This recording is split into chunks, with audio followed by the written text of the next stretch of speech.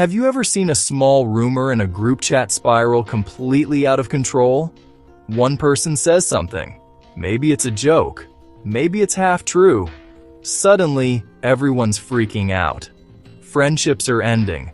People are getting blocked. The whole thing becomes a massive drama that's impossible to stop. Now imagine that, but instead of a group chat, it's an entire town. And instead of getting blocked, you get hanged.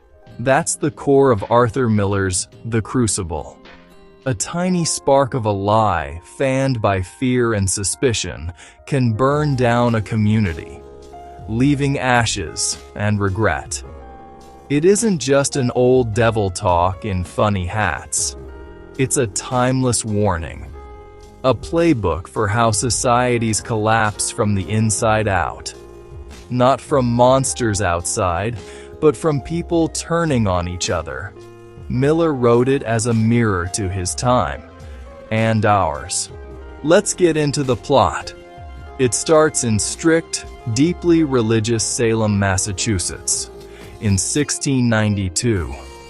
Reverend Paris finds his daughter Betty, his niece Abigail, and girls caught dancing in the woods, with Tituba by the fire, chanting, "Scandalous in Puritan Salem." By morning, Betty won't wake. Rumors of witchcraft fly. Paris, fearing for his reputation, tries to shut it down. But the gossip train has left the station. Enter Reverend Hale, an expert on witchcraft, certain he can prove the devil's work. Under pressure and fearing a whipping, Tituba confesses to save herself and starts naming names. Abigail seizes the moment. The girls gain power to accuse anyone. They're treated like saints by the court. They point. People are arrested. Elizabeth Proctor becomes a target. Her husband John is a respected farmer. John had an affair with Abigail. She wants Elizabeth gone. John confesses the affair, but Elizabeth, trying to protect him, denies it. Now, the main man, John Proctor.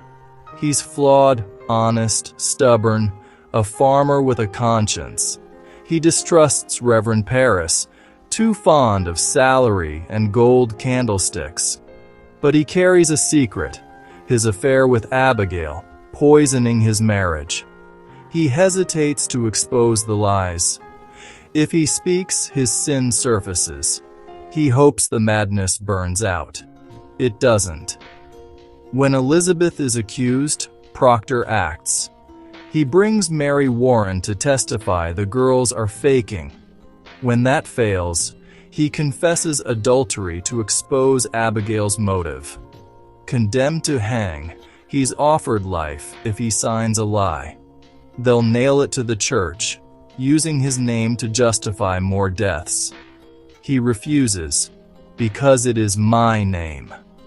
He chooses honor over life. A tragic, powerful stand for truth. If Proctor is the flawed hero, Abigail Williams is the brilliant, terrifying villain. 17, orphaned, beautiful, clever, and dangerously manipulative.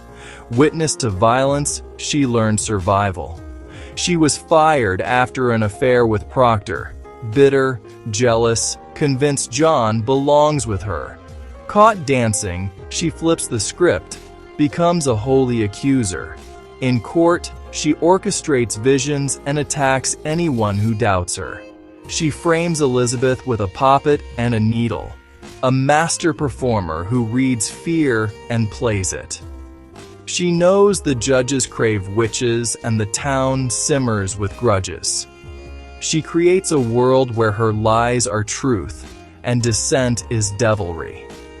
When ruin sets in, she vanishes. Stolen money, broken lives. Death in her wake, no consequences. Abigail turns fear into absolute power. Two religious leaders, Reverend Paris and Reverend Hale.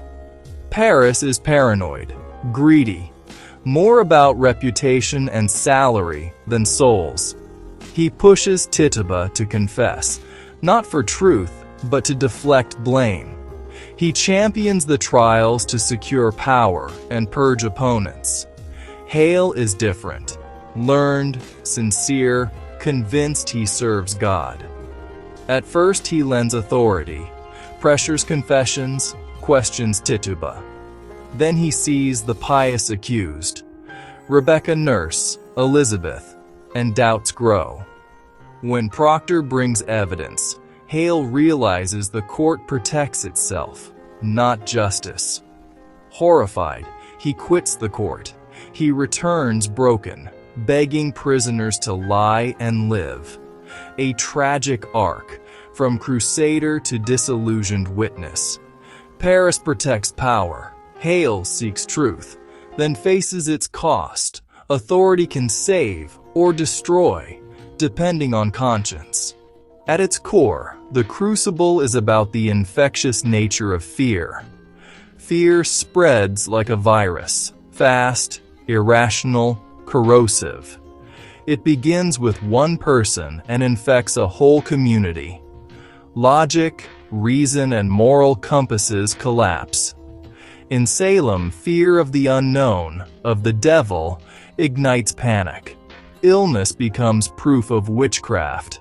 Supernatural fear morphs into social fear, of being accused. Suddenly, it could be your neighbor, a vendor, your own spouse. Standards of evidence vanish.